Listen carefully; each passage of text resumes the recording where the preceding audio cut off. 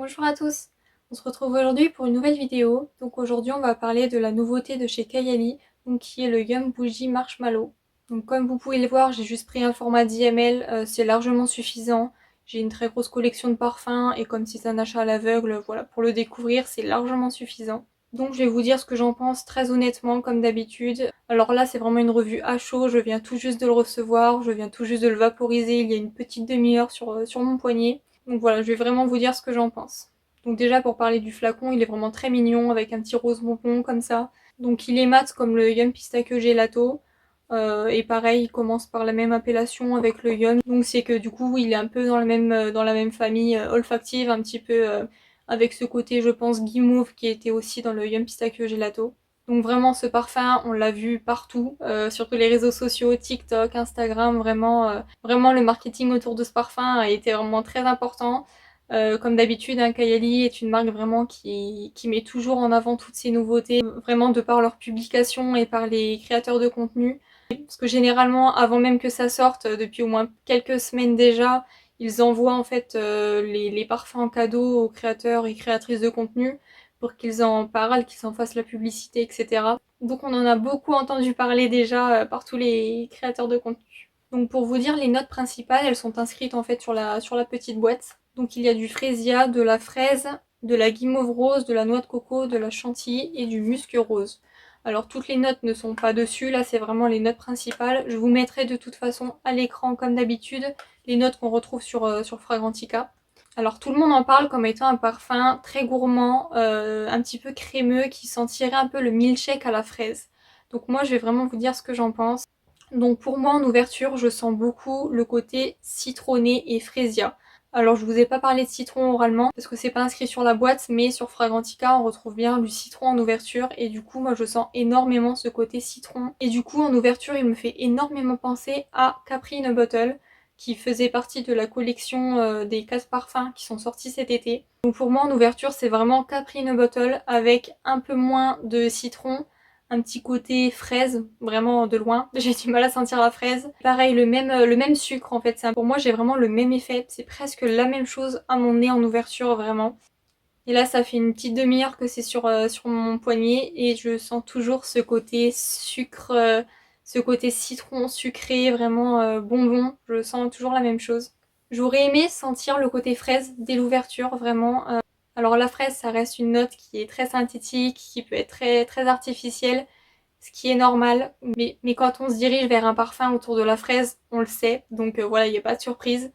Donc moi, ça me dérange pas et je m'attendais du coup vraiment à sentir cette fraise que je ne perçois pas vraiment. Alors seulement dès que j'ai reçu le parfum et que je l'ai ouvert et que j'ai senti comme ça au flacon, j'ai eu cet effet milkshake à la fraise, donc j'étais contente. Et dès que je l'ai pchité, sprayé comme vous voulez, j'ai eu tout de suite ce côté citron, frésia, voilà, qui me fait penser au Capri.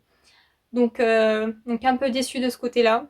Donc comme c'est une revue à chaud, ma revue va être assez courte, je vais pas pouvoir vous parler vraiment de tout ce qui est évolution vraiment sur le long terme, tenue, sillage, etc. Mais je tenais quand même à vous faire voilà ma petite revue à chaud. Mais de toute manière, vous inquiétez pas, je vous en parlerai dans une autre vidéo prochainement qui va inclure d'autres parfums. Voilà, dans cette vidéo, il y aura plein de parfums et je vous en parlerai aussi dans d'autres vidéos à l'avenir. Donc voilà, je pourrais vous en parler plus en détail. Mais en tout cas, voilà, je vois pas beaucoup de monde parler de ce côté citronné. Tout le monde parle de milkshake à la fraise comme si vraiment dès l'ouverture ça sentait ça. Pour moi, pas du tout. Après, c'est mon nez, c'est mon odorat qui est comme ça. Peut-être que vous sentirez tout de suite le côté milkshake à la fraise. Peut-être. Et moi, en tout cas, c'est pas mon cas. Alors, est-ce que c'est parce que j'ai le Capri et du coup, je rattache cette odeur à ce parfum? Peut-être que si je n'avais pas le Capri et que je ne l'avais jamais senti, mon nez percevrait peut-être autre chose, je ne sais pas. Donc après, dans les notes qu'on peut retrouver, notamment sur Fragrantica, il y a plein d'autres notes. Je vous avoue que je ne perçois pas trop le reste. Il y a de la note coco notamment, je la perçois pas pour l'instant en tout cas. Peut-être sur l'évolution, donc à voir. Pour l'instant, je me répète, mais pour moi, c'est le Capri avec un peu moins de citron. Mais quand je le sens vraiment la bouteille comme ça, je sens vraiment plus le côté milkshake fraise. C'est très bizarre, c'est peut-être ma peau qui réagit comme ça, je sais pas. Je pense que c'est ma peau qui fait ressortir pas mal le côté citron parce que je l'ai aussi vaporisé sur mon pull et là je viens de sentir sur mon pull et j'ai un peu moins ce côté citron mais un peu plus le côté crémeux. Donc voilà, c'est peut-être ma peau qui est comme ça. Vous me direz vous dans les commentaires si vous l'avez testé. et du coup si vous avez un peu cet effet là ou pas. Donc là pour l'instant, donc ça fait seulement 30 minutes à peu près que je l'ai sur la peau, j'ai un petit peu moins le côté citron, mais je l'ai toujours, comme le Capri, vraiment il s'en rapproche beaucoup. Mais je commence à avoir un côté un petit peu plus crémeux, entre grosses guillemets, parce que pour l'instant c'est pas trop le cas, et un côté un petit peu plus enveloppant. Alors je dirais pas que je perçois la guimauve pour l'instant, vraiment, mais voilà, je commence un peu plus à l'apercevoir.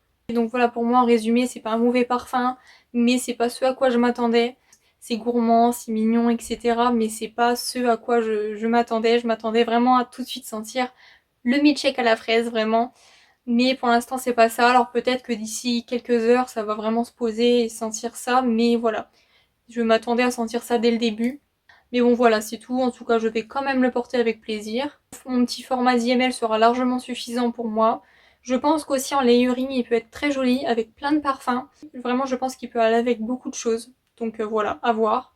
Donc voilà, en tout cas ma petite vidéo est terminée. Donc comme je vous ai dit, c'est une vidéo assez courte, c'est une revue à chaud, mais je reviendrai vers vous pour vous en parler dans d'autres vidéos. Donc dites-moi vous si vous avez déjà eu l'occasion de le tester et ce que vous en avez pensé.